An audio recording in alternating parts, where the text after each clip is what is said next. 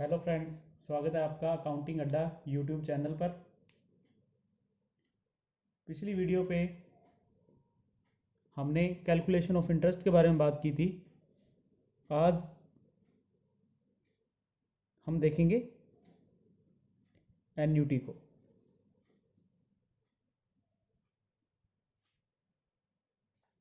पहले इसकी डेफिनेशन देखते हैं।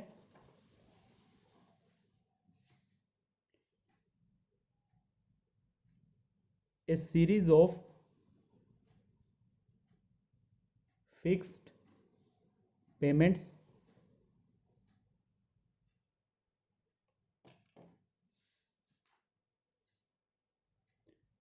at a specified time interval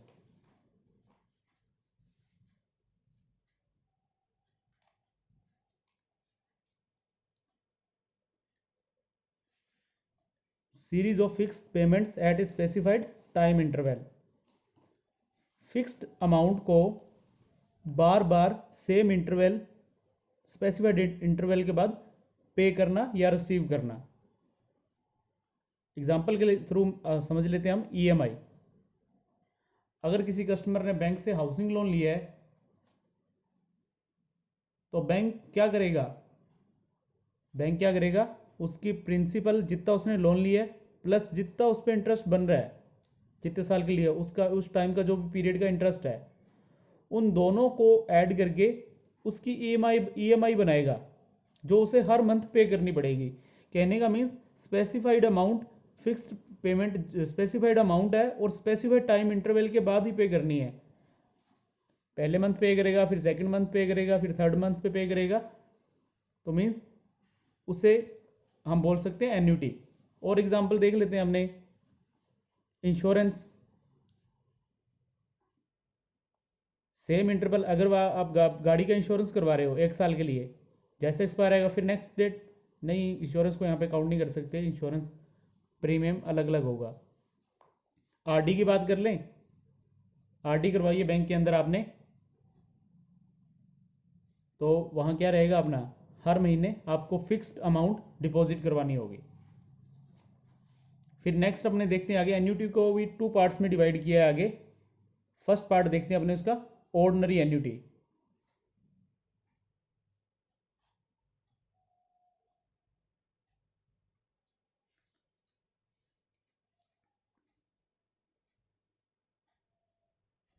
payments are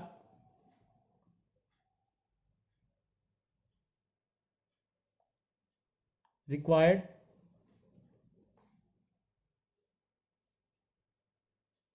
at the end of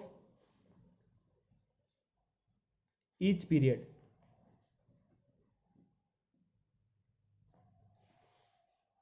ordinary annuity में भी क्या है, जो पेमेंट्स या जो भी रिसीविंग है वो अपने को कब होगी, एंड ऑफ ईच पीरियड, मतलब महीने के लास्ट में। अगर टाइम इंटर क्वार्टर लिया है, क्वार्टर के लास्ट में हाफ ईयर लिया है, तो हाफ ईयरली के बाद जो भी पेमेंट या रिसीव होगी या जो जो भी पेमेंट करेंगे सेम अमाउंट होगी, तो उसे ऑर्डिनरी एन्युटी में लिया गया है। फिर उसके बाद नेक्स्ट अपने देखते हैं annuity due.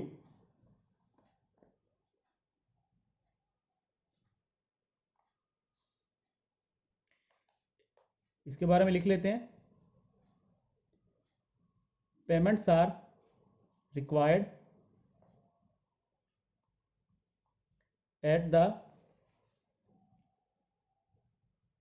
Beginning of each period. इसमें क्या रहेगा, जो भी फिक्स इंस्टॉलमेंट है वो कब पे या रिसीव कब की जाएगी, बिगिनिंग में, स्टार्टिंग में। अपने ऑर्डिनरी एन्युटी का एग्जांपल लेके चले तो वहां पे अपना एग्जांपल बन सकता है ईएमआई, बाद में पे कर रहे हैं ना लोन लेने के बाद। और एन्युटी ड्यू में अपने लेके चले तो आरडी में, यहाँ पे इसके न्यूमेरिकल देखेंगे अपने, उससे पहले इनके फार्मूले देखते हैं। तो फ्रेंड्स इतनी बात माइंड में सेट कर लो अपने, ऑर्डिनरी एन्युटी में क्या होगा, जो भी पेमेंट रिसीविंग होगी या जो भी पेमेंट हम करने वाले हैं, जो भी कस्टमर मतलब क्वेश्चंस के अकॉर्डिंग होगा, वो end of each period, questions में लिखा होगा एंड ऑफ ईच पीरियड, उसे नोट करना है। और एन्यूटी ड्यू में जहाँ लिखा होगा कि जो भी कैश फ्लो है जो भी है वो बिगनिंग कैश फ्लो है वो बिगनिंग में हो रहा है, तो वहाँ पे कौन सा किसका फार्मूला लगेगा, एन्यूटी ड्यू। पहले अपने देख लेते हैं ऑर्डिनरी एन्यूटी के फार्मूले। ऑर्डिनरी एन्यूटी को मैं ओ और ए से लिख रहा हूँ।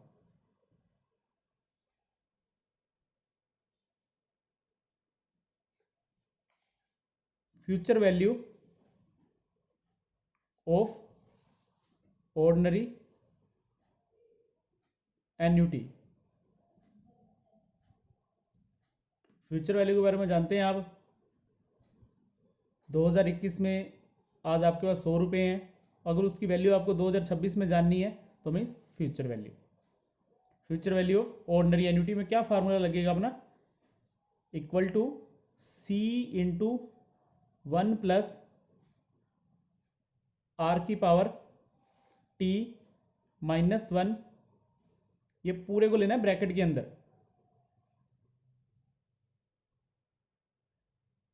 Divide by R. आर का मीन्स रेट ऑफ इंटरेस्ट और टी का मीन्स टाइम। आर का means rate of interest, T का मीन्स टाइम्स, यहाँ पे सी नई वैल्यू है, सी का मीन्स, सी को अपने लिखेंगे कैश फ्लो, जो फिक्स्ड अमाउंट है ना उसे बोला गया सी यहाँ पे। फिर नेक्स्ट फार्मूला देखते हैं अपने,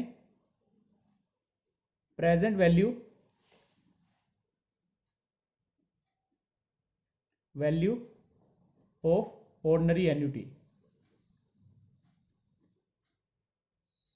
दो फार्मूले आपको याद रखने हैं और दो से आपके 4 फार्मूले हो जाएंगे।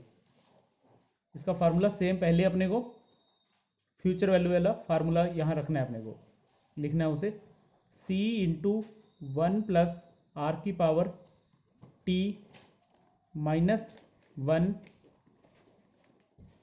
ब्रैकेट में लिखना है इसे, डिवाइड बाय आर। यहाँ तक था अपना फ्यूचर वैल्यू वाला फार्मूला ऑर्डिनरी एन्यूटी में। उसके साथ नीचे यहाँ पे 1 प्लस आर की पावर टी और ऐड रहेगा यहाँ पे अपना।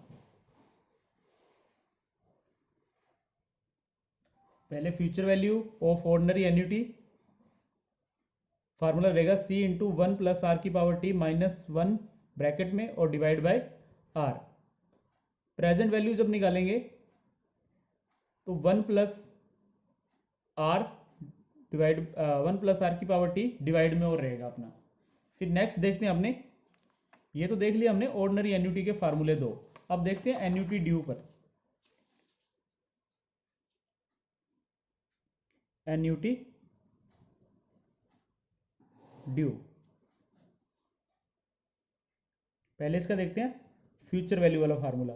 Future value of annuity due,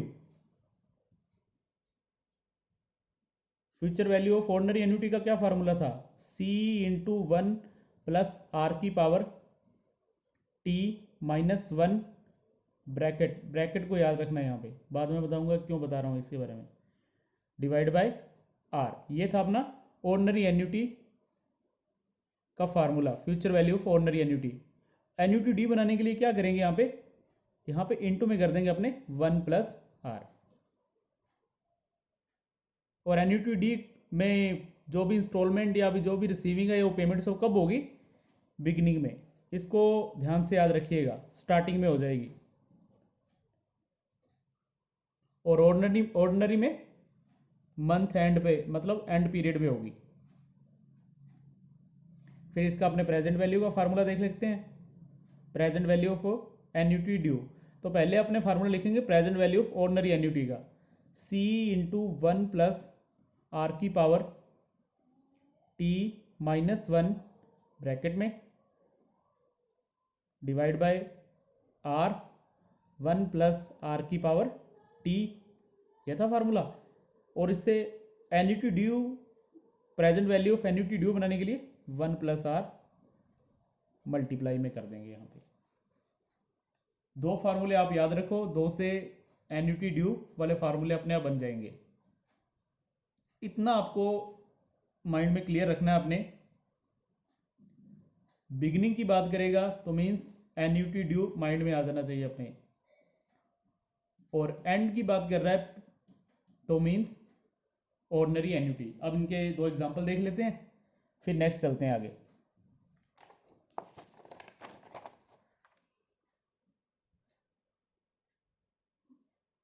questions दे रखे अपने को,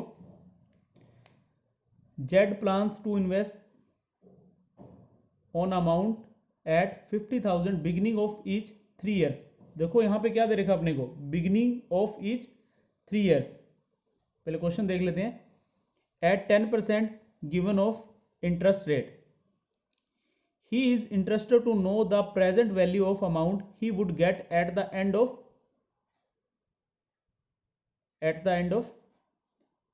3 years। मिस्टेक है यहाँ पे, 3 ईयर्स। तो एन्युटी का क्वेश्चन है ये। तो यहाँ पे अपने देखेंगे एंड में जो भी इन्वेस्ट कर रहा है वो एंड में कर रहा है या बिगिनिंग में कर रहा है। तो यहाँ पे दे रखा है अपने को बिगिनिंग में कर रहा है, तो मीन्स अपने माइंड में क्या रहेगा उस समय, एन्युटी ड्यू या ऑर्डिनरी, एन्युटी ड्यू। और क्या कौन सा फार्मूला इसको बताना है, कौन सा फार्मूला पूछ रहा है, प्रेजेंट वैल्यू नोट करनी है उस क्वेश्चंस में। तो present value of ordinary annuity का, एन्युटी ड्यू का फार्मूला क्या था अपना, C इंटू 1 प्लस R की पावर T माइनस 1 ब्रैकेट में डिवाइड बाय क्या था, R 1 प्लस R की पावर T और इनटू में क्या था 1 प्लस R। फार्मूले में वैल्यू पुट करेंगे यहाँ पे अपने।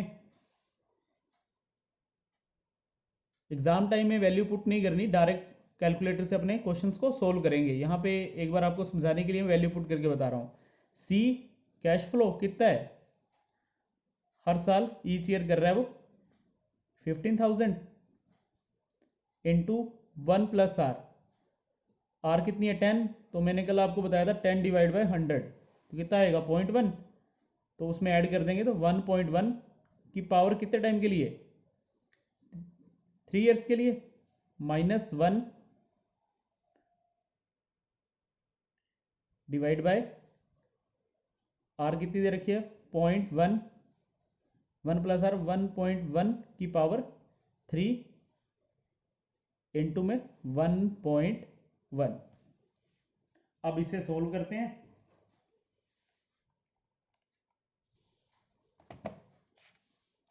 ये ब्रैकेट में था अपना, यहाँ पे गलती कहाँ होती है, यहाँ पे पहले इस चीज पे देखते हैं। हमने जब बैंक की तैयारी कर रहे थे तो उस समय बोर्ड मास पढ़ा था सभी ने। बोर्ड मास में क्या था, पहले ब्रैकेट को सोल्व किया जाता था।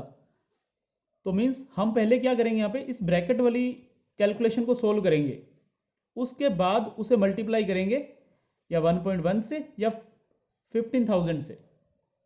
स्टूडेंट्स क्या गलती करते हैं, 1.1 को डायरेक्ट इससे मल्टीप्लाई करके फिर -1 किया जाता है, वो चीज़ गलत है, उससे आपको आंसर नहीं मिलेगा वहाँ पे आपको। तो सबसे पहले ब्रैकेट को सोल्व करेंगे। तो हमें क्या करना है, 1.1 को 3 बार मल्टीप्लाई करना है इंटू 1.1। तो मैंने कल बताया था 3 बार मल्टीप्लाई करना है, तो यहाँ पे कितनी फिगर आनी चाहिए आपकी, जितनी बार मल्टीप्लाई करना है उससे एक ज़्यादा। तो यहाँ पे कितनी फिगर आ गई, 4 पे क्या वैल्यू आ रही है 1.331। इस वैल्यू की देखो नीचे भी जरूरत है, उसको मैं एक बार साइड में लिख रहा हूँ 1.331। अगर माइंड में रख सकते हो फिर लिखने की जरूरत नहीं है। अब उसमें से क्या करना है, ऊपर वाली पहले ब्रैकेट को सोल्व करने हैं, -1। अब इसे मल्टीप्लाई करेंगे 15,000 से, फिर मल्टीप्लाई करेंगे 1.1 से, डिवाइड बाय 0.1 डिवाइड बाय क्या वैल्यू थी इसकी 1.331। तो राइट आंसर अपना क्या रहेगा 41,033 पॉइंट समथिंग है। तो यहाँ पे जो अपना आंसर रहेगा वो रहेगा अपना डी। फिर सेकंड क्वेश्चन देखते हैं। Z decide to invest 30,000 every year at the end of each 4 year at 10%, what amount he will get at the end of 4 year? Every year 30,000 invest कर रहा है, तो मीन्स क्वेश्चंस एन्यूटी का ही है। अब बस अपने को ये चीज नोट करनी है कि एंड में कर रहा है या बिगिनिंग में कर रहा है। तो क्वेश्चंस में दे रखा है एंड ऑफ ईच ईयर, तो मीन्स एंड ऑफ की बात होगी तो वहां पे एन्यूटी ड्यू या ऑर्डिनरी एन्यूटी, तो वहां पे आएगा अपना ordinary annuity. What amount he will get at the end of 4 year, तो मीन्स वो फ्यूचर वैल्यू के बारे में पूछ रहा है। तो future value of ordinary annuity का फार्मूला क्या था? C इंटू 1 प्लस आर की पावर T माइनस 1 ब्रैकेट में था divide by R। Value put कर देते हैं, 30,000 इंटू 1.1 की power 4 minus 1 divide by R। पहले ब्रैकेट को सोल्व करते हैं। अब 4 बार मल्टीप्लाई करना है, तो क्या करेंगे अपने 1.1 इंटू 1.1, 4 बार तो लेफ्ट साइड में कितना आना चाहिए? फिगर 5 आनी चाहिए, 1.4641। अब उसे सॉल्व कर दें, -1 ब्रैकेट सॉल्व हो गया, उसे मल्टीप्लाई करें अपने, कितना कैश फ्लो है? 30,000। 30,000 डिवाइड बाय आर कितनी है यहाँ पे? 10%, 0.1। तो अपना आंसर रहेगा 139,230, 1,39,230। क्वेश्चंस में कुछ नहीं है, मैंने दो चीज़ आपको बताई है। फर्स्ट ऑफ ऑल तो आपको ये चीज़ नोट करनी है वहां पे कि बिगिनिंग दे रखा है या एंड दे रखा है आपको। फिर सेकंड ऑफ ऑल पहले ब्रैकेट को ही सोल्व करना है, उसके बाद ही मल्टीप्लाई करेंगे उसे सी से, ये चीज नोट कर लेना आप। फिर नेक्स्ट चलते हैं अपने नेक्स्ट टॉपिक पर, ईएमआई। इस चैप्टर में से मान के चलिए इंटरेस्ट पे क्वेश्चंस, एन्युटी पे क्वेश्चंस, ईएमआई पे क्वेश्चंस,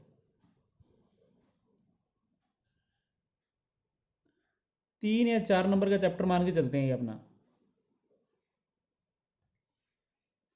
तो ईएमआई के बारे में तो सभी जानते हैं, इसकी फुल फॉर्म पे भी क्वेश्चन आ सकता है, equated monthly instalment.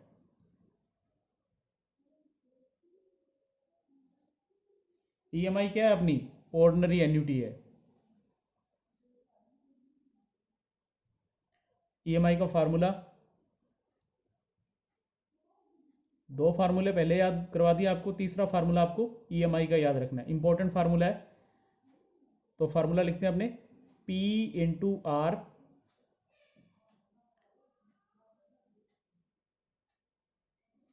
One plus R की power T divide by 1 plus R की पावर टी माइनस 1। 2 या 3 बार जब आप इसे लिखोगे तो आसानी से याद हो जाएगा। दोबारा देखते हैं, P into R 1 plus R की power T divide by 1 plus R की पावर टी माइनस 1। न्यूमेरिकल देखते हैं इसका। न्यूमेरिकल से पहले एक चीज और देखते हैं, आर के बारे में मैंने आपको क्या बताया है? 10% है तो अपने क्या लिखेंगे? 0.1।